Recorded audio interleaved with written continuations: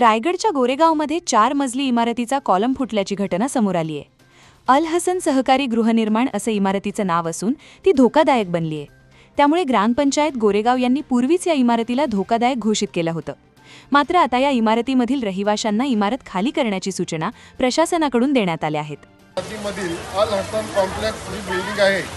इथं एक कॉलम पूर्णपणे विस्फोट झालेला आहे आणि 4-5 कॉलमला तडे गेलेले आहेत। सदर बिल्डिंग ही आम्हाला धोकादायक वाटत असल्यामुळे आम्ही त्याच्या संदर्भात स्थानिक पोलीस स्टेशन, तहसील कार्यालय, प्रांत कार्यालय, BDO ऑफिस आणि कलेक्टर ऑफिसला देखील सूचना दिलेल्या आहेत। त्याप्रमाणे आम्ही या सोसायटीमध्ये जेवढे कुटुंब आहेत तेवढ्या सर्वांना पोलीस आणि ग्रामपंचायतच्या माध्यमातून बाहेर काढण्यात आलेलं आहे। आणि या जी इमारत आहे इथं सध्या तरी जोपर्यंत फ्लड ऑडिट होत नाही आणि धोकादायक जोपर्यंत होत नाही तोपर्यंत इथं कोणाला राहण्यासाठी आम्ही बंदी करण्यात येईल।